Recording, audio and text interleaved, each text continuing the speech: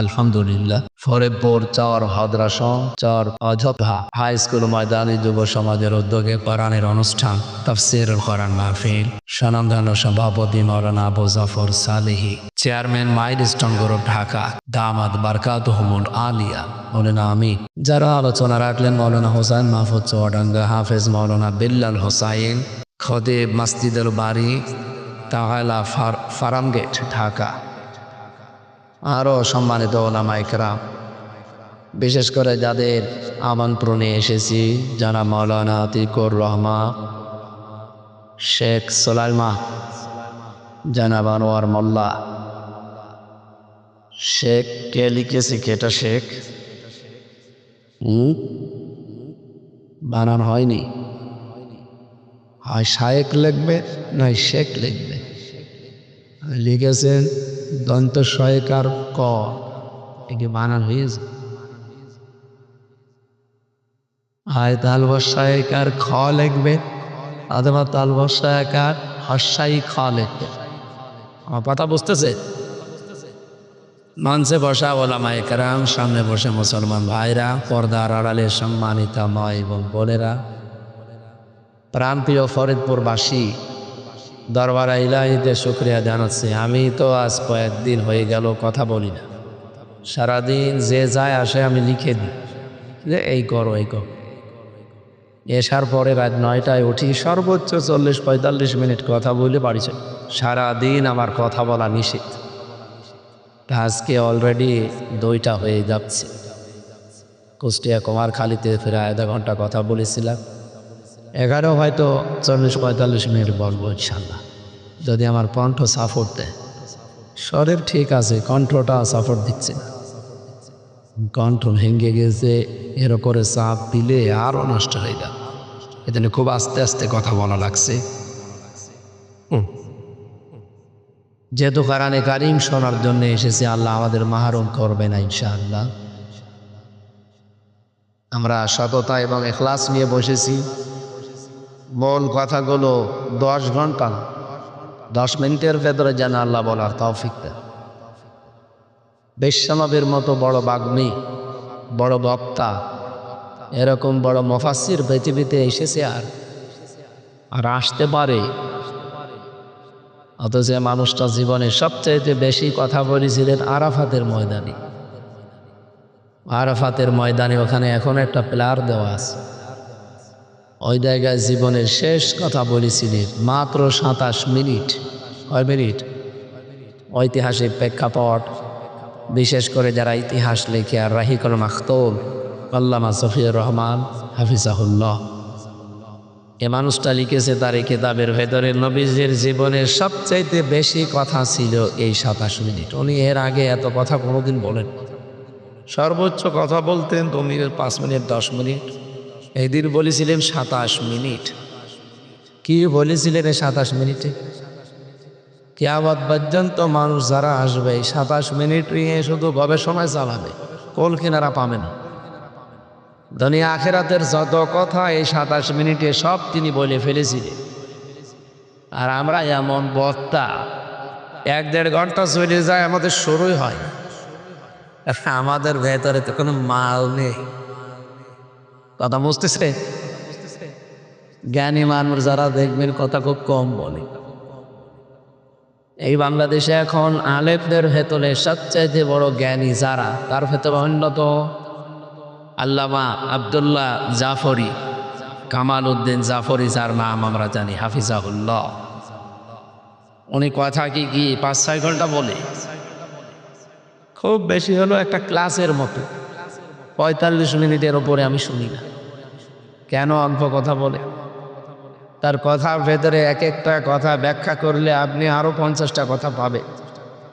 আর আমরা কানে হাত দিয়ে সে তাহিরি ভাইয়ের মতো এমন টান দেয়, ও সাঁতার আগা নেই মাথা নেই, আন্দাজে আমি বলেই যাই, আপনি শুনিয়েই যান, এ করে কোনো লাভ আছে? আমরা কথা আজকে অল্প বলতে চাই, আল্লাহ যেন অন্তত বরকত দান করেন, বলে না আমি। এখানে যেহেতু রাজনৈতিক অনুষ্ঠান না, গতানুগতিক যার রাজনৈতিক অনুষ্ঠানগুলো হয়, এটা সেরকম না। যদিও কোরআনে কারিমের ভেতরে রাজনীতি আছে, না নেই? কিছু মানুষে বলে যে কোরআনের সাথে রাজনীতির সম্পর্ক নেই, এরা না জেনে বলে। আর যদি জানার পরেও বলে, এরা হচ্ছে জ্ঞান পাপী। এখানে কোরআনে রাজনৈতিক কথা আছে 918 জায়গায় আমি পেয়েছি। আরো যারা বড় বড় মাথা নিয়ে বসে আছে ওরা তো আরো বেশি পাবে। আমার ছোট মাথায় যদি 918 জায়গায় পেয়ে যায়, যাদের বড় বড় মাথা ওরা আরো কত বেশি জায়গায় পাওয়ার কথা বলেন তো। কিন্তু যে মানুষগুলো বলেন আপনারা কি কোরআন পড়ে, এমনকি কোরআন মানে কি আপনি বলতে পারবেন? বলেন তো দেখি কোরআন মানে কি? বহুল পঠিত পাঠ্য, পৃথিবীতে এত বেশি পড়া হয়েছে কোনো বই আজ পর্যন্ত আমরা পাইনি। আর কিয়ামত পর্যন্ত এত বেশি পড়া হবে, পৃথিবীতে কোনো বই নেই আর হবেও না। এই কথা বলেন না কেন? আমেরিকায় একবার একটা কনফারেন্সে খ্রিস্টানরা 4,500 ধর্মীয় গ্রন্থ আছে দুনিয়ায়। কত বলল? 4,500। আমরা হয়তো কয়েকটা চিনি জানি। সব ধর্মীয় গ্রন্থগুলো এখন আছে সর্বোচ্চ আমরা বাঁচি 100 বছর মনে হয়। আমাদের গড় আয়ু তাও এত না, খুব বেশি হলেও গড় আয়ু কত বলেন তো? 63 বছর।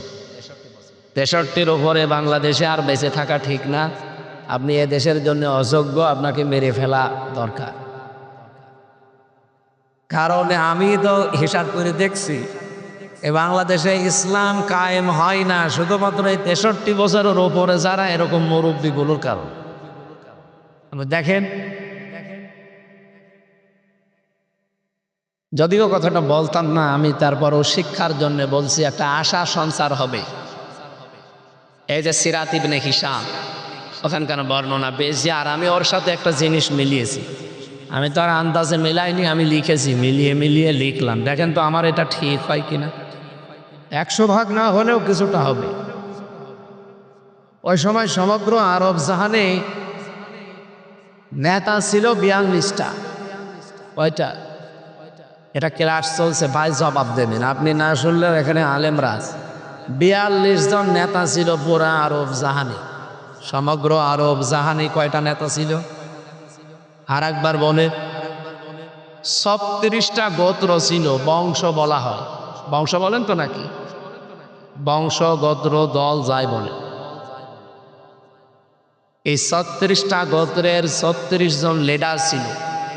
দলপতি বলেন, লিডার বলেন, সর্দার বলেন, যাই বলেন, ছিল এক একজন পরিচালক ছিল।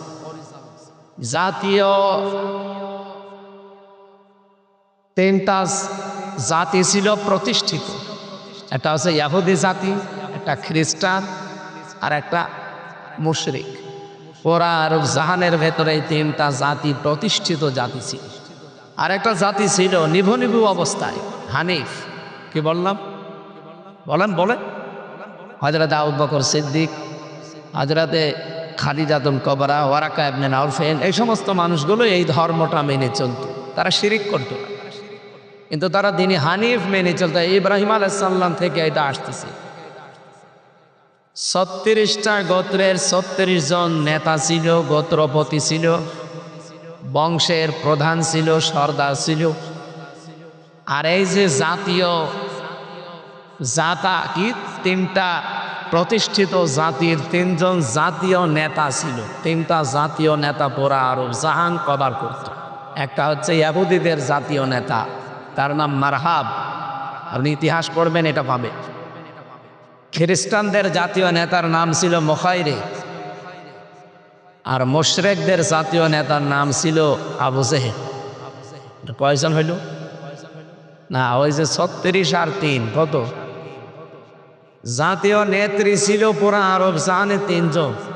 এই আবু জাহেলের স্ত্রী ছিল নাকেরা, এ জাতীয় নেত্রী। আবু সুফিয়ানের স্ত্রী ছিল হিন্দা, এটাও জাতীয় নেত্রী। আবু লাহাবের স্ত্রী ছিল জাতীয় নেত্রী উম্মে জামিল। 39 আর 3। আমার কথা মিলছে? আমি কি বানিয়েছি নাকি আমি কোড করে নিয়ে এসেছি?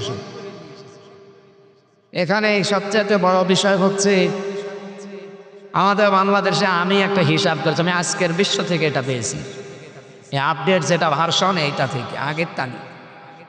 এখানে আমাদের পুরা এই 64টা জেলা বাংলাদেশে 630টা থানা, আমাদের বর্গ মাইল হিসাবে আমরা আছি 56,000 বর্গ মাইল এলাকায়। কথা ঠিক আছে তো? এখানেও আপনি দেখবেন 36টা নাম করা বংশ আছে। আমি হিসাব করে করে এগুলো পেয়েছি। খান বংশ, সর্দার বংশ, সৈয়দ বংশ, হাওলাদার, শিকদার, চাকলাদার, মাতব্বর, চৌকিদার, বিশ্বাস, মণ্ডল, বসিয়া বলে এক বংশ আছে, জর্দার। আমি একটা একটা করে যেগুলো বলছি এগুলো কি দেশে নেই? আমার এ পর্যন্ত বুঝেছেন কিনা বলে। এই বংশের ভেতর থেকে সারা বাংলাদেশ আপনি দেখবেন কন্ট্রোল করে 42 জন। জাতীয় নেতা আছে পুরুষের ভেতরে 3 জন, জাতীয় নেত্রী আছে মহিলাদের ভেতরে 3 জন। জাতীয় নেতা আপনি ধরেন বঙ্গবন্ধুকে, জিয়াউর রহমানকে, আর চাচা এরশাদকে, এগুলোর কি ঠিক আছে না? জাতীয় নেত্রী হাসিনা, খালেদা, রওশন এরশাদ। আপনি বলেন খাপের খাপ মেলছে কিনা? তাহলে 36টা গোত্র আছে এবং এই 36 গোত্রের নেতাও এরকম আছে। তাদের বংশের নামও দেখবেন মাঝে মাঝে শেষে লেখা থাকে, হয়তো অমকালী বিশ্বাস, অমকালী মণ্ডল, অমকালী শিকদার, অমকালী জর্দার, অমকালী খান, লেখা থাকে না? আমি হিসাব করে দেখলাম এই 54 বছরে বাংলাদেশে শান্তি আসে না এই 42 জনের কারণে। ওই জামানায় নবীজি 17 বছর থেকে 40 বছর একাধারে তিনি একটা দল করেছিলেন, তার নাম ছিল হেলফুল ফজুল। হেলফুল ফজুল না, দোয়াত আছে হেলফুল ফজুল, শান্তির সঙ্গ। এ দলটা কতদিন করেছিলেন? আপনারা কি ঘুমাচ্ছে? আর ভাই কেস তো অন্তত ছাত্র থাকা লাগবে। কত বছর? 23 বছর একাধারে এই দলটা তিনি চালিয়েছেন এলাকার বিভিন্ন যুবকদেরকে নিয়ে। শান্তি প্রতিষ্ঠা করার জন্য চেষ্টা চালিয়েছিলেন, কিন্তু কাঙ্ক্ষিত মানের শান্তি দিতে বলেন উনি চিন্তা করলেন যে 23 বছর আমি চেষ্টা করলাম, অথচ আমি শান্তি দিতে পারলাম না। এই দোষ কি আমার নাকি কার দেখি। এবার চলে গেলেন হেরা গুহায়। আপনারা এ পর্যন্ত বিভিন্ন ইতিহাসে শুনেছেন না যেন হেরা গুহায় ছিলেন? কে করেছিলেন? ধ্যান। আমরা মনে করি আমাদের এই পীর সাহেবের মতো, এই যে পাশে একটা আছে, মনে করে এরকম পীর সাহেবের মতো চোখ বন্ধ করে উনি ধ্যান করেছেন। না, উনি চিন্তা ভাবনা গবেষণা করেছিলেন যে শান্তি আসে না কেন। আল্লাহ আমাকে শান্তির দূত করে দুনিয়ায় পাঠিয়েছে। ওমার সালনাকা ইল্লা রাহমাতাল লিল আলামিন। আমি শান্তি স্থাপন করতে পারি না। কি সমস্যা? কি আমার নিজের নাকি যারা আছে আমার সাথে এদের? 23 বছর পরে উনি ধ্যান করলেন, গবেষণা করলেন, চিন্তা ভাবনা করলেন, দেখলেন যে না, ওরা আরব সাহানে এই 42 জন মানুষ যত অপকর্মের মূল হোতা এরা। এই যে চুরি, ডাকাতি, ছিনতাই, লুণ্ঠন, চাঁদাবাজি, মারামারি, রক্তপাত করা, যা কিছু করে সবই 42 জন নেতা এগুলো চালায় এরা। আপনি হিসাব করে দেখেন বাংলাদেশে এই 42 জন, আমি নাম ধরে ধরে বলতে পারতাম, শুধু একটা ইশারা আছে এই জন্য আমি বললাম, আমি কিন্তু সব নোট করেছিলাম। এই 42 জন আপনি সারা বাংলাদেশে 630টা থানায় হিসাব করে মিলান, সারা দেশ অশান্ত করার জন্য এই 54 বছরে এরাই দায়ী। এবং বাংলাদেশ থেকে তামা, লোহা, দস্তা, সোনা, রূপা এগুলো সব পাচার হয়ে যায় দাদাদের দেশে মায়ানমারে। আর ওখান থেকে আসে ডাল, বাবা। ডাল তো মসুরের ডাল আসে না, কি ডাল আসে? বাবা। কি আপন বাবা আসে? কি বাবা? বাবা। এই সমস্ত জিনিসগুলো নিয়ে আসে, মদ, হিরোইন, গাঁজা। এমনকি এই দেশে স্বাধীনতার পরে এখন অনেকেই দাবি তুলছে, আমার কুষ্টিয়ায় এক অ্যাডভোকেট, ও কি খেয়ে লেখাপড়া করেছে আল্লাহ জানি, ও ডিসি সাহেবের কাছে বলছে, ডিসি সাহেব লালনের মাজারে এখন মেলা আরম্ভ হবে, আমরা এবার গাঁজা খাওয়ার বৈধতা চাই। ডিসি বলছে বেটা, আমি একটা জেলার ডিসি, আমার ম্যাজিস্ট্রেটিং পাওয়ার আছে হাতে, কার সামনে কি বলিস? মাদক দ্রব্য খাওয়ার জন্য আবার পারমিশন নিয়ে আবার লিখিত, তোর তো এখনই জেল দেওয়া দরকার। কোথায় পৌঁছিয়েছে বলেন তো? এই গাঁজাগুলো কি ফেরেশতারা দিয়ে যায়? বলেন বলেন। এদেশের কিছু মানুষ এই যে 42 জন, এগুলো সব এর পেছনে আছে। লালনের এই মাজারে 8 কোটি 10 কোটি 15 কোটি 20 কোটি টাকা খরচ হয় এই জন্মদিন আর মৃত্যুদিন পালন করতে। এতদিন যারা দায়িত্বে ছিল, ওখানকার সভাপতি ছিল ডিসি, এমপি যিনি থাকে তিনি হয় দায়িত্বে থাকে। কি এমন উপায় ওখানে আছে যে একটা মাজারের সভাপতি একজন ডিসি একজন এমপি হওয়া লাগবে?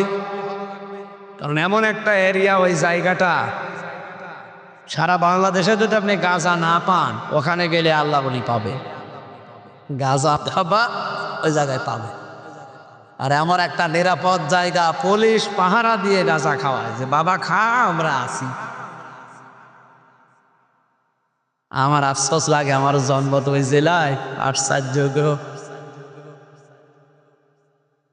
নবীজি যেহেতু চিন্তা করেছিলেন এই 42 জনের মাথায় এখন এই আরব জাহান সব ভর করে আছে, ক্ষমতা বলেন, টাকা পয়সা বলেন, খাবার বলেন, সব কিছু এদের মাথার উপরে। এই খাবারের জড়িয়ে এই 42 জনের মাথার উপর থেকে নিয়ে আবু বকরের মতো, ওসমানের মতো, হযরত ওমরের মতো, আলীর মতো মানুষের মাথায় যদি চাপিয়ে দেওয়া যায়, এখন মানুষ যেমন না খেয়ে আছে, এই মানুষগুলোর মাথায় চাপিয়ে দিলে মানুষ খেয়ে পারবে না। কথা বলে না কেন? আমরাও এদেশে এটা চাই। এই 54 বছর তো আপনি দেখলেন, এই 42 জন মূল হোতা এরা অপকর্মের, যদিও এরা ধরাছোঁয়ার বাইরে থাকে। এবার আমরা চাচ্ছি এই 42 জনের মাথা থেকে এমন এমন মানুষের মাথায় এটা তুলে দেওয়ার জন্যে। এতদিন যারা আমরা খেয়ে মরেছি, এবার আমরা খেয়ে খাবার নিয়ে পারবো না ইনশাআল্লাহ। ইসলামের পঞ্চম খলিফা হযরত ওমর বিন আব্দুল আজিজ, তার জামানায় এরকম পরিস্থিতি হয়নি। 7 দিন একটা লোক জাকাতের টাকা নিয়ে ঘুরছিল যে আমি জাকাত কারে দেব। 7 দিন পরে একটা লোকও পাইনি। সুবহানাল্লাহ বলতে পারেন না? এরকম একটা দৃশ্য বাংলাদেশে আমরা দেখতে চাই না। না, এতগুলো মানুষ হবে না মানে? দেশের সম্পদ কম আছে, শুধু সুষ্ঠু বন্টন হয় না, আর খাবারে ভেজাল দেওয়া বন্ধ হয় না। এটা বন্ধ করে দেন। মালয়েশিয়া আমি ঘুরেছি, এই দেশের সাথে 5 ডবল বড়। পুরা এরিয়া আমার ঘোরা শেষ, আমি দেখেছি ওই দেশটা দাঁড়িয়ে গেছে। মালয়েশিয়া দাঁড়িয়েছে 2004 সাল থেকে, এখন চলছে 25 সাল। 21 বছর ওরা বিশ্বের মানচিত্রে আজ একটা দেশ মালয়েশিয়া, অথচ আমাদের চাইতে নিচে ছিল।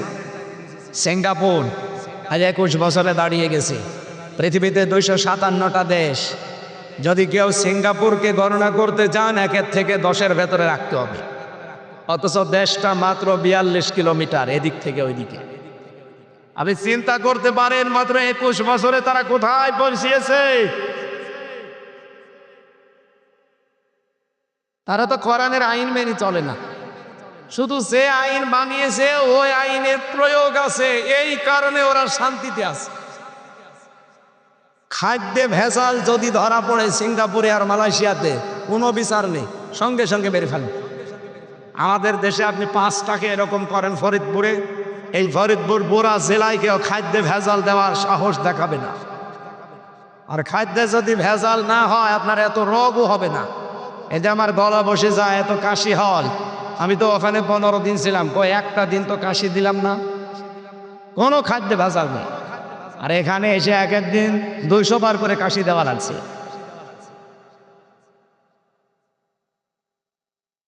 এই জন্য এ দেশটাও দাঁড়িয়ে যাবে আমরা আশা করছি, এবার যদি ইসলাম জায়গা মতো যায়। আর দৃশ্য আপনারা এবার দেখতেছেন, আপনি কিছু টের পাচ্ছেন কিনা আমি জানি না। এই 2 দিনের খবর জানেন, আন্তর্জাতিক মহল কিন্তু নড়তেছে। এই 2 দিনের খবর, বড় বড় মোড়ল যারা বিশ্ব চালায় তারা পর্যন্ত এখন চাচ্ছে যে বাংলাদেশ জামাত ইসলামী এবার রাষ্ট্র ক্ষমতায় যাওয়া দরকার 5 কারণে। আমি এটা কি বানালাম এখন? তারা তো খ্রিস্টান, তারা ইহুদি, জীবনেও আমাদের কোনো উন্নতি তারা দেখতে পায় না, পাবেও না, কিন্তু তারা চাচ্ছে যে জামাত ইসলামী বাংলাদেশ নামে যে দলটা আছে এরা এবার ক্ষমতায় যাক। কারণ হিসাবে ওরা 5টা কারণ দিয়েছে। একটা কারণ দেখে আমি খুব আনন্দিত। এক কারণ হচ্ছে জামাত ইসলামী বাংলাদেশে যারা আছে তারা সৎ, যোগ্য, ভদ্র এবং সততা নিয়ে চলে। আর তা খ্রিস্টানের মুখ থেকে এই কথা শোনায় কি যায় তাই ব্যাপার? ওই জামানায় নবীজিকে তারা বলতো আল আমিন আর সাদিক, বলতো না? আমার তো মনে হচ্ছে এখন ঠিক এরকম আরম্ভ হয়েছে। এরা যে সৎ, যোগ্য, ভদ্র, সততা নিয়ে চলে তার বাস্তব প্রমাণ এই ফরিদপুর আলী হাসান মুজাহিদ রহমতুল্লাহ আলাইহি 5 বছর মন্ত্রী ছিল। আরে ভাই, ইউনিয়নের মেম্বার না, চেয়ারম্যান না, উপজেলা ভাইস চেয়ারম্যান না, উপজেলা চেয়ারম্যান না, মেয়র না, এমপি না, মন্ত্রী ছিল। চিন্তা করতে পারেন একজন মন্ত্রী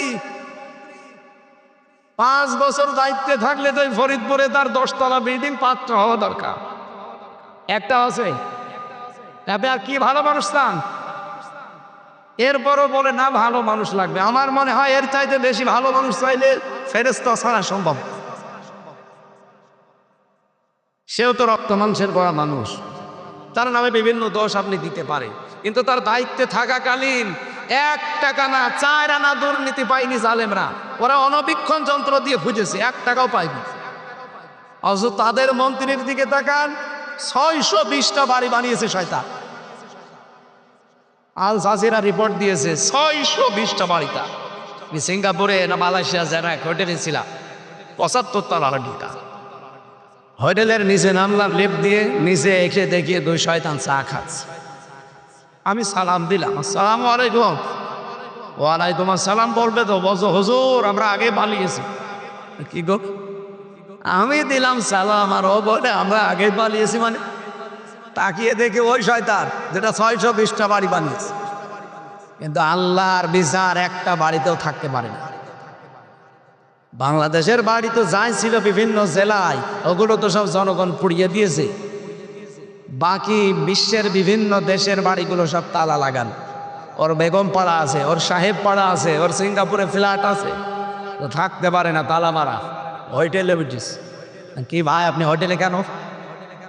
হুজুর এই দেশে বাঙালি 20 লাখ বাঙালি থাকে এই মালয়েশিয়া। যদি আমারে বাইরে দেখে পিটিয়ে ভক্ত বানিয়ে ফেলে। এটা না খুব গোপনে আছে, আপনি দোয়া করে ওর জন্য দোয়া আসবে। এই জন্য অবৈধ ইনকাম করে আপনি করবেন কি ভা? যারা অবৈধ ইনকাম করে, যারা অবৈধ পাপে লিপ্ত হয়, তাদের পরিণতি যে শেষে ভালো হয় না তার প্রমাণ এই যে চলচ্চিত্র জগতের ফকিরা। এই নাম শোনেননি কোনোদিন? আমি আজকে দেখলাম ইন্টারনেটে, এই লোকটা 1 বছরে 3 বার স্টক করেছে। এই গতকালকে থেকে আর কথা বলতে পারে না। 100টার ওপরে সিনেমায় উনি অভিনয় করেছে। ভিলেন ছিল ফকিরা, অনেক নাম করা ভিলেন।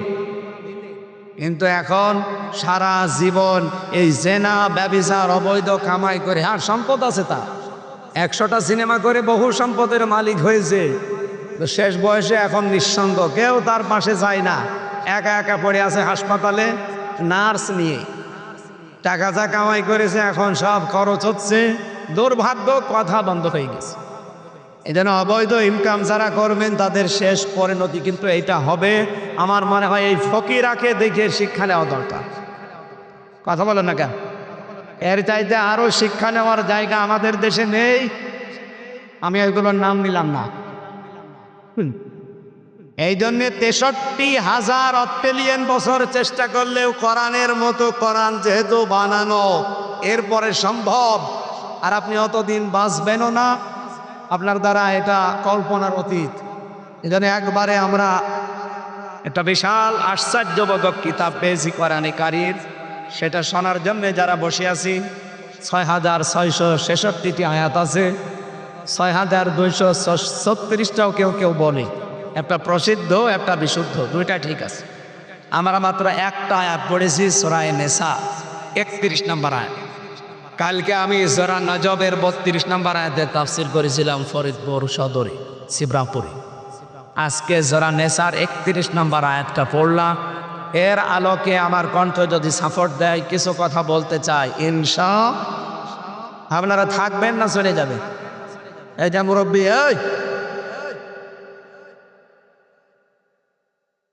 এরা মনে হয় মাগরিবের পর থেকে বসে আছে, একটু মাজা চাট করলে করে আবার একটু বসে পড়েন। আমি বেশি সময় নেব না, থাকবেন না এখনই চলে যাবে। এখন চলে গেলে আমি মোনাজাত করে দিচ্ছি।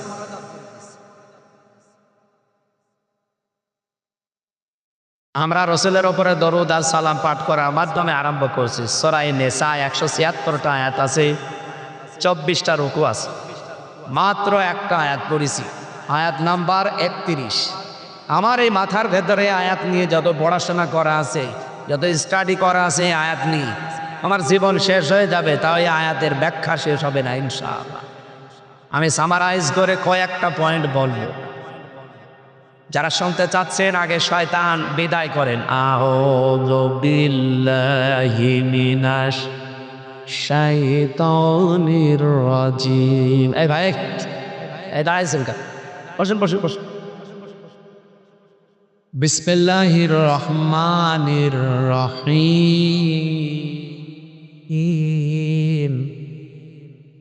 ইন তাজতানিবু কাবাইরা মা তুনহাউনা আনহু নুকাফির আনকুম সাজ্জিআতিকুম ওয়া নুদখিলকুম মুদখালান কারীমা। সাদাকাল্লাহুল আযীম। বলেন তো কোন সূরার নাম বললাম? নিসা। নিসা মানে স্বামী, মহিলা। মেয়ে লোকের নামে আল্লাহ সূরা দিলেন কেন? পুরুষের নামে কোন সূরা কোরআন শরীফে আমি পাইনি। আর রেজাল কোন সূরা আছে? বলেন বলেন। মেয়েদের নামে আল্লাহ সূরা দিয়েছেন এই কারণে,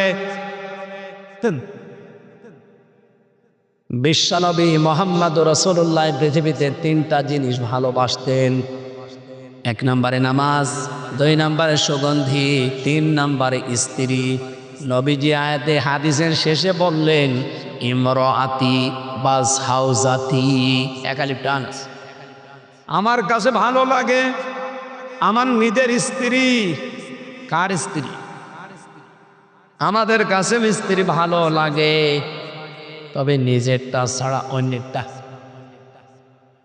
কিন্তু বেশি বলে ফেললাম, মুরব্বী মানুষ নাই বসবে না, যুবক মানুষ তো টের পাচ্ছেন না। এখানে বহু মানুষ আল্লাহর ওলি বসে আছে, এখনো পর্যন্ত পরকীয়া প্রেম চালিয়ে যাচ্ছে। বলেন বলেন। পরকীয়া প্রেমে যারা লিপ্ত আছেন, 3টা ক্ষতি হবে আপনার দুনিয়ায়। 1 নম্বরে আপনার চেহারার উজ্জ্বলতা আল্লাহ নষ্ট করে দিবে। কি কথা বলেন না কেন? 2 নম্বরে রিজিকের অভাব দেখা দেবে জীবনে আপনার। রিজিক মানে শুধু খাবার না, রিজিকের স্তর আছে 4টা। এই সমস্ত স্তরগুলোতে অভাব দেখা দেবে আপনার। 3 নম্বরে মরণ যখন হবে ঈমান পাবেন না, বেঈমান হয়ে মরে যাবে। এরপরও পরকীয়া প্রেম ছাড়বেন না কারা? হাত তোলেন তো।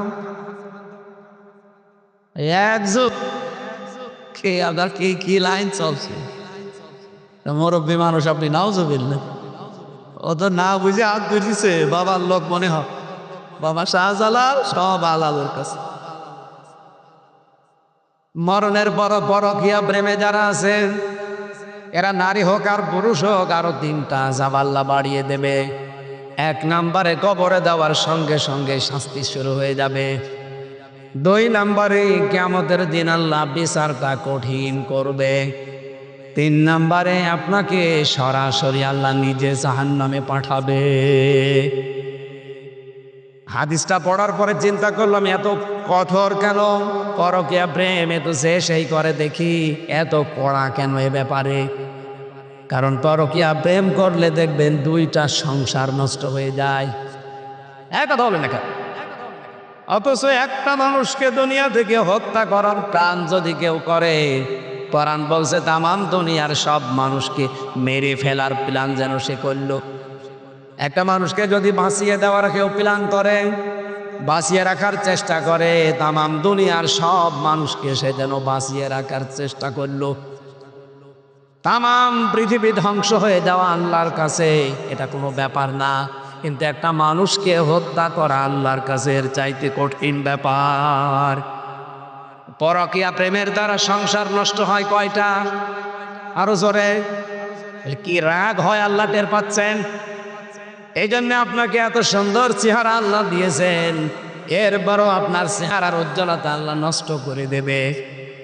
ওয়ালাকাদ কাররামনা বানি আদম, আমি বনি আদমকে সবচেয়ে সম্মান দিয়েছি। শুধু এতটুকু না, লাকাদ খালাকনাল ইনসানা ফি আহসানি তাকওয়িম, এ পৃথিবীতে যত আকৃতি আমি বানিয়েছি সবচাইতে সুন্দর আকৃতি দিয়েছি আমি আল্লাহ মানুষকে। অথচ এই আকৃতিটা আল্লাহ নষ্ট করে দেবে। চেহারার ভেতরে একটা উজ্জ্বলতা আছে, কালো হলো একটা উজ্জ্বলতা ভাব থাকে, ওইটা আল্লাহ নষ্ট করে দেবে। 2 নম্বরে আপনার রিজিকের যে স্তরগুলো আমি বলছি, এটা তাফসিরের ভেতরে ফি জিলালিল কোরআনে আছে। রিজিক মানে শুধু খাবার না, এখানে 4টা স্তরের কথা আছে রিজিকের। এই 4টা বিষয় আল্লাহ আপনার থেকে বরকত তুলে নেবে, অভাব দেখা দেবে আপনার। এই যে সম্মান, এটাও রিজিক, এটা নষ্ট হয়ে যাবে। এই যে খাবার খান, এটাও রিজিক, এটাও নষ্ট হয়ে যাবে। ক্ষমতা পাওয়ার জন্য মানুষ চেষ্টা করে, ওইটাও রিজিক, ওইটাও আপনি হারাবেন। সবচাইতে বড় বিষয় হচ্ছে মারা যাওয়ার সময় আপনি ঈমান পাবেন না। আপনি নামাজি হতে পারেন, রোজাদার হতে পারেন, হজ করে আসতে পারেন, পরকীয়া প্রেম যদি বন্ধ না করেন আপনি বেঈমান হয়ে মারা যাবেন। বলেন নাউজুবিল্লাহ। আমার মনে হয় এখন আপনাদের ছেড়ে দিতে মনে চাবে কি? ঘৃণা করে ছেড়ে দেবেন। মরণের পরে যে শাস্তিগুলো তো আরো ভয়ঙ্কর শুনলেন। কবরে দেওয়ার সঙ্গে সঙ্গে উপরে আমরা ফুল দেব, মোজাইক পাথর দিয়ে টাইলস লাগিয়ে সুন্দর করে রেখে আসবার, ভেতরে আল্লাহ নিজে আগুন লাগিয়ে দেবে। লাহুম মিন জাহান্নামা মিরাদু ওয়া মিন ফাওকিহিম গাওয়াশ। সূরা আরাফের ভেতরে আমি পেয়েছি মানুষকে আল্লাহ কবরে দেওয়ার সঙ্গে সঙ্গে নিচে জাহান্নামের চাদর লাগিয়ে দেবে, নিচে জাহান্নামের বিছানা বিছিয়ে দেওয়া হবে, আর ওপরে আল্লাহ চাদর দিয়ে ঢেকে দেবে জাহান্নামের। 2 নম্বরের শাস্তি তো আরো কঠিন। আল্লাহ বলেন আমি হিসাবটা কড়া করব।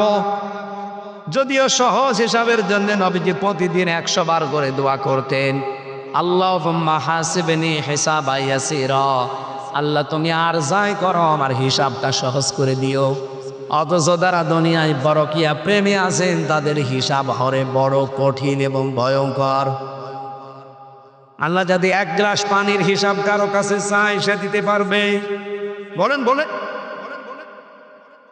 তাফসীরে মারিফাতুল কোরআনের ভেতরে একটা ঘটনা পড়ছিলাম।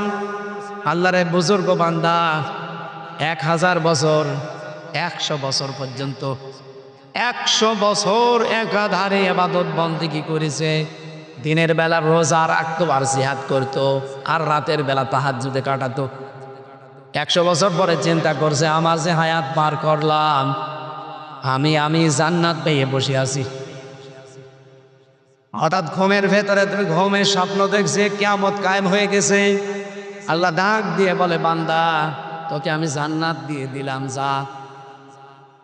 লোকটার মনের ভেতরে একটা অহংকার তৈরি হয়েছে, কি আমি এত ইবাদত করলাম, একটু মারহাবাও দিল না, শুভেচ্ছা স্বাগতম কিছুই দিল না, বলছে যা জান্নাত দিয়ে দিলাম।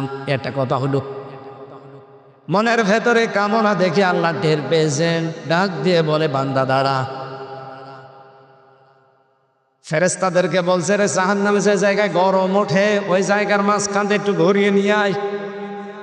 যেখানে গরম বেশি হয় ওই জায়গার পাশ দিয়ে ঘুরিয়েছে, পানির পিপাসায় কলিজা ফেটে যাচ্ছে। ডাক দিয়ে বলে, ফেরেশতা একটু পানির ব্যবস্থা করো, আমার কলিজায় ছাতি ফেটে যায়। এখানে তো দুনিয়া না, এটা কিন্তু ময়দানে মাহশার, জাহান্নামের পাশ দিয়ে আপনাকে নিচ্ছিলাম।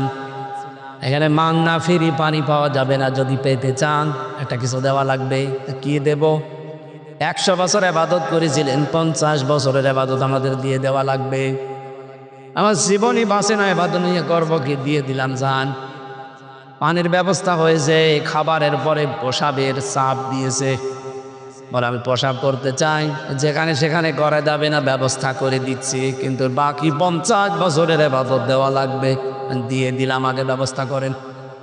প্রসাব হয়ে গেছে, ভালোভাবে বললাম জান্নাত চলে যাও, গেলে না। 100 বছরের ইবাদত, 1 গ্লাস পানি খেয়েছিলে আর 1 গ্লাস বের করেছিলে, শেষ। অথচ দুনিয়ায় 100 বছরে কত গ্লাস পানি পান করেছো, প্রতি গ্লাসে 50 বছরের ইবাদত দেওয়া লাগবে, এরপরে জান্নাত। লজ্জায় সেজদায় পড়ে বলে, রব্বুল আলামিন আমারে মাফ করে দেন, আমি বুঝতে পেরেছি দুনিয়ায় হিসাব যদি কেউ আল্লাহ তুমি চাও, কারো হিসাব দেওয়া সম্ভব না। নবীজি মাঝে মাঝে সাহাবীদেরকে বলতেন, আল্লাহ যদি কারো কাছে হিসাব চাই, কেউ জান্নাতে যেতে পারবে না। সাহাবী হযরত আবু হুরায়রা বলেন, আমি নিজে হাদিসটা বর্ণনা করছি। জিজ্ঞাসা করলাম, হে নবী, আপনি? বিশ্বনবী কেঁদে ফেললেন, ডাক দিয়ে বলে, আবু হুরায়রা, আমিও আল্লাহর দয়া রহমত ছাড়া জান্নাত পাবো না। যদি আল্লাহ হিসাব নেয়, আমি মুহাম্মদও জান্নাত পাবো না। যারা আগে পেছনের সব অপরাধ আল্লাহ মাফ করে দিয়েছে, মা তাকদ্দামা মিন যামবিহি ওয়া মা তাআখার, আগে পেছনের সব অপরাধ আল্লাহ মাফ করেছে, এরপরও প্রতিদিন তিনি হিসাব দেওয়ার ভয়ে 100 বার করে আল্লাহকে বলতেন, আল্লাহুম্মা হাসিবনি হিসাবান ইয়াসীরা।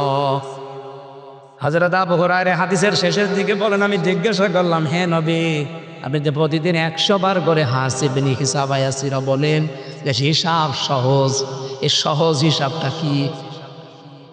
নবীজি বললেন, কিয়ামতের দিন হিসাবান ইয়াসীরা বলতে আল্লাহ এটাই বুঝিয়েছেন, এটা সূরা ইনশিকাকের ভেতরে আয়াতটা পাবেন, ফাসাউফা ইউহাসাবু হিসাবান ইয়াসীরা। নবীজি বলেন, কিয়ামতে আল্লাহ তাকে মাফ করতে চাইবে। মনে করেন আবু জাফরকে, এই লোকটাকে আল্লাহ ডাক দিয়ে সামনে দাঁড় করাবেন, জিজ্ঞাসা করবে, এই কাজ করেছিলি? যেহেতু উনি জানে আল্লাহ আমার মনের খবরও জানে, সবগুলো একটা একটা করে স্বীকৃতি দেবে, হ্যাঁ আমি করেছি। কান্নায় ভেঙে পড়বে। রব্বুল আলামিন শেষে বলবে, যা, তোরে গোপনে মাফ করে দিলাম, কাউকে কিছু বলবি না, জান্নাতে চলে যা। এর নাম হিসাব ইয়াসীর। পরকীয়া প্রেম করলে এই হিসাবটা হবে না, আপনার হিসাব আরো পড়া হবে, কঠিন হবে। 3 নম্বরে নবীজি হাদিসের শেষে বললেন, এই লোকটাকে আল্লাহ নিজে জাহান্নামের দিকে এগিয়ে দেবে, যা জাহান্নামে যা। وَإِنْكُمْ إِلَّا وَارِدُهَا كَانَ عَلَى رَبِّكَ حَتْمًا مَّقْضِيًّا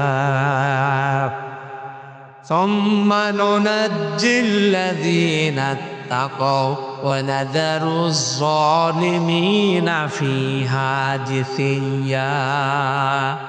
সূরা মরিয়মের 71-72 নম্বর আয়াতে আছে। আমি লম্বা করে দলিলগুলো বলতে পারছি না, বাড়িতে যে ব্যাখ্যাটা আপনি দেখে নিয়েন, আমি আয়াত নাম্বার বলে দিয়েছি।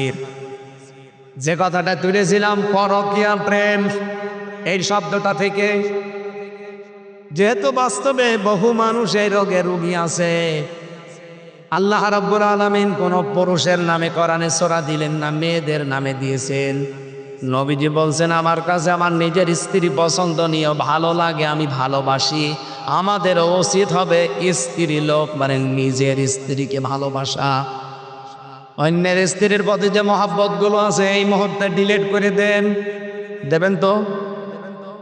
একজন আছে, ঠিক আছে, আলহামদুলিল্লাহ। মেয়েদের নামে আল্লাহ সূরা দিয়েছেন 2 নাম্বার কারণে পেয়েছি। আপনি কোরআন শরীফের ভেতরে দেখবেন যেখানে ছেলে মেয়ে এরকম কোন নাম আছে, আল্লাহ পাক আগে মেয়ের নাম দিয়ে আরম্ভ করেছেন। ইয়াখলুকু মা ইয়াশাউ ইয়াহাবু লিমান ইয়াশাউ ইনাসা ইলা আখিরি আয়া। সূরা শূরার ভেতরে আছে রব্বুল আলামিন বলেন, আমি বানিয়েছি, আমি যাকে ইচ্ছা কন্যা দেই, যাকে ইচ্ছা পুত্র দেই। আগে কন্যার নাম, তারপরে পুত্রের নাম। আল্লামা আলুসি রুহুল মানির ভেতরে বর্ণনা করেন, আল্লাহ মেয়ের নাম আগে দিয়েছেন এই কারণে আল্লাহ নিজেই মেয়েদের পক্ষে। সুবহানাল্লাহ বলতে পারেন না? এখানে প্রায় 15টা কারণ দেওয়া আছে, আমি 2টা মাত্র বললাম, বাকিগুলো আমি বাদ দিচ্ছি কারণ আমার কণ্ঠ বসে গেলে সব মাঠে মারা যাবে। এবার আরম্ভ করছে সূরা নিসার 31 নাম্বার আয়াত। ইন তাজতানিবু কাবাইর, আল্লাহ পাক বলেন আমি শর্ত দিয়েছি, ইন যদি, তাজতানিব তোমরা বেঁচে থাকো, কাবাইর বড় বড় অপরাধ থেকে, গোনা থেকে, মা তুনহাউনা আনহু যেগুলো আমি আল্লাহ তোমাদের নিষেধ করেছি, নুকাফির আনকুম সাইয়্যাতিকুম, কি করব জানো? তোমাদের যত অপরাধ আছে ছোটখাটো, এই ছোট অপরাধগুলো আমি আল্লাহ নিজের ইচ্ছায় মাফ করে দেব। এতটুকু আল্লাহ শেষ করেননি, ওয়ানদে ফিলকুম, আমি নিজে তোমাদেরকে প্রবেশ করাবো মদখালান কারিমা, সম্মানজনক একটা স্থানে, তার মানে জান্নাতে। এটা বাংলা অর্থ ছিল। এবার আসেন আমরা একটু ব্যাখ্যায় যাই। আমি যে বললাম আল্লাহ পাক ছোটখাটো অপরাধ মাফ করে দেবে, এটা কোথায় পেলেন? এটা তো আর এই আয়াতে নেই। নুকাফির আনকুম সাইয়্যাতিকুম দেওয়া আছে যে তোমাদের অপরাধ আল্লাহ মাফ করে দেবে। কোন অপরাধ? ছোট অপরাধ। এটা কোথায় আছে? সূরাতে কালকে যে ব্যাখ্যাটা করেছিলাম, সূরা নজম 32 নাম্বার আয়াতের প্রথম অংশে পাবেন, আল্লাযীনা ইয়াজতানিবুনা কাবায়িরাল ইসমি ওয়াল ফাওয়াহিশা ইল্লাল লামাম। এই যে ইল্লাল লামামের ব্যাখ্যায় আমি তাফসীর 1টা 2টা না অনেকগুলো মিলিয়েছি। মুফাসসিরিন কিরাম জানাতে চেয়েছেন তোমরা যদি বড় বড় অপরাধ মানে কবিরা গুনাহ থেকে নিজেকে বাঁচিয়ে রাখতে পারো, ছোটখাটো অপরাধ আল্লাহ তার গফফার নামের খাতিরে মাফ করে দেবে। তাহলে আমাদের উচিত এখন বড় গুনাহ থেকে নিজেকে বাঁচানো। বড় গুনাহ কি? এখানে কয়েকটা প্রশ্ন আসতে পারে। শিক্ষিত মানুষদেরকে অ্যাক্টিভ হওয়ার জন্য বলছি, এটা আবার বাইরে যে ফতোয়াবাজি করবেন এই জন্য বলছি। বলেন তো পৃথিবীতে যে বড় বড় গোনাগুলো আল্লাহ কোরআনে দিয়েছেন, আমি পড়া কোরআন শরীফের ভেতরে বড় গোনা পেয়েছি 70টা। কয়টা? আমি এগুলো সব নোট করেছি। 70টা বড় গোনা আছে। আরো অন্যান্য ইমামরা যারা ফকি যারা তাফসির করে আরো বেশি দিয়েছে। আমি মারিফুল কোরআন বেশি পড়ি আর তাফসিরে ফি জিলাল কোরআনটা বেশি পড়ি। এই 2টা সামারাইজ করে আমি 70টা পেয়েছি। 1 নম্বরে আল্লাহর কাছে বড় গুনাহ হচ্ছে আল ইশরাকু বিল্লাহ, আল্লাহর সাথে শিরিক করা। আমি যদি শিরিক থেকে বেঁচে থাকতে পারেন, এখন শিরিক কাকে বলে?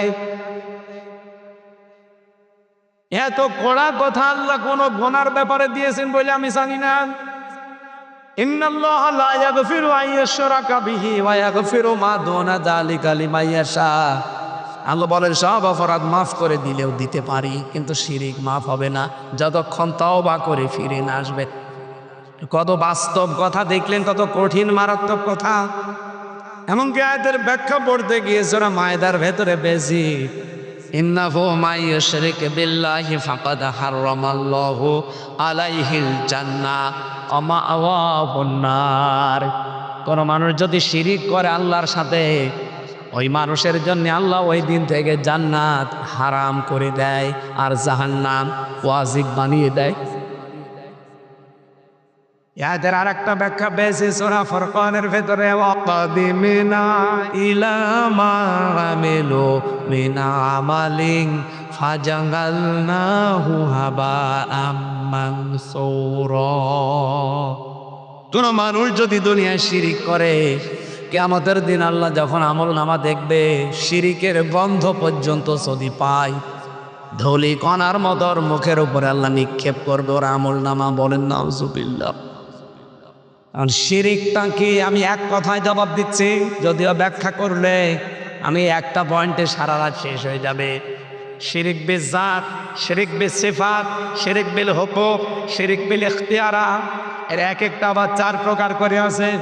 4 4 16 প্রকার। আমি এক একটা আবার ব্যাখ্যা করেছি, এক একটা 4 প্রকার করে যদি 16 প্রকার হয়, তাফসিরে ফি জিলালিল কোরআনে 120 প্রকার পর্যন্ত শিরিক দেওয়া আছে। এতগুলো পয়েন্ট আকারে যদি শুধু শিরিক বলা হয়, শেষে দেখা যাচ্ছে প্রথমটার সঙ্গে 120 নাম্বারটা ভুলে গেলেন। এক কথায় জবাব দিলাম, শিরিক আল্লাহ যেটা পারে ওইটা অন্য কেউ পারে, এই বিশ্বাস করার নাম শিরিক। কথা বোঝা গেছে কিনা বলে? আল্লাহ যেটা পারে ওইটা অন্য কেউ পারে, এই বিশ্বাস করার নাম। এই বিশ্বাসে বিশ্বাসী মানুষ দেশে নেই। বলেন তো, সন্তান দিতে পারে কে?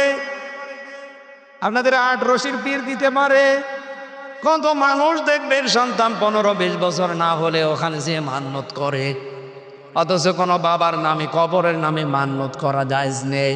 মান্যত হবে শুধুমাত্র কার নামে? আমাদের জাতির পিতা ইব্রাহিম আলাইহিস সালাম 86 বছর পেয়েছি আমি তাফসিরে। 86 বছর বিয়ের পরে সন্তান হয়নি, কোনো মাজারে কোনো কবরে উনি দৌড়াননি। এই 86 বছরে উনি ডাক দিয়েছেন কাকে? 86 বছর পরে আল্লাহ ওনার ডাকে সাড়া দিলেন। ফাবাশশারনাহু বিগুলামিন হালিম, তোমাকে আমি একটা সহনশীল পুত্র সন্তানের সুসংবাদ দিলাম। আমাদের পিতা, যাকে আমরা জাতির পিতা বলে ডাকি, এই বানানোটা না, এটা তো বানানো, আসল যেটা, উনি 86 বছর একাধারে বিয়ের পরে শুধু দোয়াই করেছেন, সন্তান হয়নি। 86 বছর পরে আল্লাহ জবাব দিলেন, যা দিলাম। কত বছর বলেন বলেন? অনেক দোয়া শোনার পরে আল্লাহর জবাব শুনেছিলেন যে ফাবাশশারনাহু বিগুলামিন হালিম। চিন্তা করলেন, আল্লাহ জবাব দিল আমাকে হালিম, দেখি কেমন হালিম দিয়েছে। একই চাচা হালিম না মামা হালিম? মামা হালিম বিক্রি হয় না, চাচা হালিম। এই হালিম দিয়েছিল আল্লাহ তাকে। কি হালিম? আপনি দেখেন কেমন হালিম দিয়েছে। এটা তাফসিরে তাফহিমুল কোরআনে পাবেন। সাজ্জিদ আবুল আলাম মাউদুদী রহমতুল্লাহ আলাইহি এমন সুন্দর একটা ব্যাখ্যা দিয়েছেন। আমি এই হালিম শব্দটার ব্যাখ্যা করতে গিয়ে আমি নিজে আশ্চর্য হয়ে গেছি যে জাতির পিতা উনি কোন ধাঁচের ছিলেন। উনি চিন্তা করলেন, আল্লাহ আমাকে 86 বছর পরে গোলামিন হালিম দিয়েছে, আমি দেখব এটা কেমন হালিম। এই জন্য 11 বছর বয়সে আল্লাহ রাব্বুল আলামিনের এই হাবিব, বিশেষ করে হযরত ইব্রাহিম ইসমাইলকে নিয়ে যখন জবাই করার জন্য যাচ্ছিলেন, এই ঘটনা শোনেননি? তাফসিরে 2টা নাম আছে, হয় 11 বছর নয় 13 বছর, 11ই ধরেন। 11 বছরের এতটুকু একটা বাচ্চা, তাকে বলছে ইন্নী আরা ফিল মানাম আন্নী আযবাহুকা ফানজুর মাযা তারা, আমি স্বপ্নে দেখলাম তোমাকে জবাই করছি, এখন তোমার রায় বলো। প্রশ্ন আসতে পারে, হযরত ইব্রাহিম উনি যে স্বপ্ন দেখেছিলেন, নবীদের স্বপ্ন ওহি। নবীদের স্বপ্ন কি? ওনাকে আল্লাহ যে নির্দেশ দিচ্ছেন, এই বিধানটা আসলে কার? আরো জোরে বলেন, পালন করবে কে? ইব্রাহিম। আল্লাহর বিধান, আল্লাহর নবী এবং খলিল, উনি পালন করবে। এতটুকু 11 বছরের বাচ্চার কাছে জিজ্ঞাসা করার দরকার কি? দরকার হয়েছিল এই জন্যে উনি 86 বছর দোয়া করেছিলেন, আল্লাহ আমি তোমার কাছে নেককার সন্তান চাই, রব্বি হাবলি মিনাস সলিহিন, নেককার সন্তান চাই। অন্য কিছু বলেননি, শুধু এটা বলেছে। ছেলে চাই না মেয়ে চাই তাও বলেননি, বলেছিলেন নেককার সন্তান চাই। ৮৬ বছর পরে আল্লাহ যে জবাব দিয়েছেন, উনি এই জবাবটা নিয়ে চিন্তা করলেন আল্লাহ কেমন হালিম দিল, আমি এইটা আজকে পরীক্ষা করব।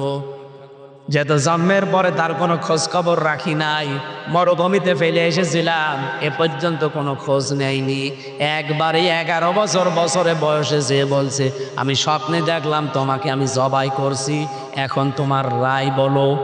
বিধান আল্লাহর পালন করবে আল্লাহর খলিল, এখানে ছোট মানুষের কাছে জিজ্ঞাসা করার দরকার কি? মুফাসসির লিখেছেন এইটাই হযরত ইব্রাহিম জাতির পিতা, তিনি জানতে চেয়েছিলেন আল্লাহ যে আমারে জবাব দিল আমি গোলামিন হালিম দিয়েছি, কেমন হালিম আমি আজকে পরীক্ষা করব। সত্যি সত্যি তিনি যে হালিম ছিলেন জবাব দিয়েছেন, ওলা আবাদে ফাল মা তো ওমার সাতাজিদুনি ইনশা আল্লাহু মিনাস সাবিরিন। হযরত ইসমাইল বলছে বাবা আপনি যা আদিষ্ট হয়েছেন পালন করেন, আপনি আমাকে ধৈর্যশীলদের মধ্যে পাবেন। কয়টা কথা বললেন আয়াতে? আপনি যা আদিষ্ট হয়েছেন পালন করেন, আপনি আমাকে ধৈর্যশীলদের মধ্যে পাবেন। ধৈর্যশীল পাবেন এ কথা বলেননি, তাহলে সবের বলতে পারতেন যে আমি ধৈর্যশীল। সাবিরিন বহুবচন দিয়েছেন। হে বাবা শুধু আমি না, আমার মতো বহু ধৈর্যশীল দুনিয়াতে আছে, আল্লাহর বিধান মানতে তারা ধৈর্যের পরিচয় দেয়, আমি তাদের ভেতরে একজন। আমার এ ব্যাপারে কোনো অহংকার নেই। জোরে বলেন সুবহানাল্লাহ।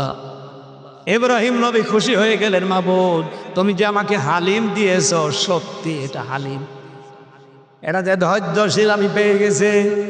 আল্লাহ এবারে নিয়ে লিল্লাহি তাকবীর আল্লাহু আকবার বলে যে জবাই দিতে গেছেন, আল্লাহ পাক তার সন্তানের পরিবর্তে একটা দম্বা পাঠিয়েছেন জান্নাত থেকে। আমার প্রশ্ন ছিল ইব্রাহিম নবী এত বছর সন্তান না হওয়ার পরও কোনো কবরে মাজারে গেছে, আপনি কোন কারণে আটপ্রসে যাবেন বলেন? যে শুয়ে আছে ওই কবরের ভেতরে, সে যেই হোক সে বিপদে আছে। নবীজি বলেন মৃত মানুষ যারাই কবরে আছে তারাই সমুদ্রের ভেতরে আছে। আপনি তার কাছে যে নিজের সমস্যার কথা বলবেন, নিজের সন্তান হয় না সে কথা বলবেন, আপনি প্রকাশ্য শিরিক করে অলরেডি মুশরিক হয়ে গেছেন। আমি আবার রিপিট করছি, আল্লাহ যেটা পারে ওইটা অন্য কেউ পারে, এই বিশ্বাস করার নাম শিরিক। যে করে সে বলেন বলে আরো জোরে বলে, মুশরিকের প্রায় 9টা গুণাগুণ পাবেন দুনিয়ায়। একটা গুণ হচ্ছে এরকম, কাবর কালাল মুশরিকিনা মা তাদুহুম ইলাইহি। আল্লাহ পাক বলেন সূরা শূরার 13 নম্বর আয়াতের মাঝে, এটা আছে শেষের আগে। নবী আপনি দিন কায়েমের জন্য, আল্লাহর বিধান কায়েম করার জন্য মানুষকে ডাকেন। আপনার এই কথা শুনলে সবচাইতে বেশি মন খারাপ হবে, রাগ হবে তাদের যারা মুশরিক। আজ এই জমিনে আমরা আল্লাহর বিধান কায়েমের কথা বলি, সে জামাত ইসলামের নাম নিয়ে হোক, চরমনাই পীরের নাম নিয়ে হোক, খেলাফতের নাম নিয়ে হোক, হেফাজতের নাম নিয়ে হোক। বলেন তো ইসলামী দল যারা আছে দেশে কেউ কি বলে আসেন আমরা বাবার আইন কায়েম করি? কি বলি আমরা? বলেন বলেন, আসেন আমরা আল্লাহর আইন কায়েম করি, আল্লাহর বিধান চালু করি। এটা জামাত ইসলাম বলুক, আপনার সমস্যা কি? ওর বাবার কথা তো বলে না, বলে আল্লাহর বিধানের কথা।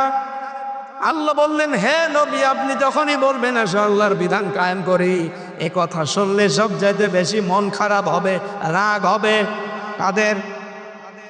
আপনি কি মুশরিক? আপনার রাগ হয় কেন? আপনি বলছেন না আমি মুশরিক না, অবশ্যই আপনি মুশরিক, কারণ আল্লাহর কথা তো আর মিথ্যা হতে পারে না। অবশ্যই আপনার দ্বারা কোনো শিরিক হচ্ছে, আপনি টের পাচ্ছেন না। আপনি আবিষ্কার করেন যে কোন শিরিক হচ্ছে আপনার দ্বারা। শিরিক না হলে তো আপনি মুশরিক না। কি কথা বলেন না? শিরিক করলে মানুষ কি হয়? আর মুশরিকের কাছে আল্লাহর বিধান কায়েমের কথা বললে খারাপ লাগে। সুতরাং এই বাংলাদেশে আল্লাহর বিধানের কায়েমের কথা আমরা যারা বলি, এই কথা শুনলে যাদের রাগ হয়, মন খারাপ হয়, এরা আসলে কি?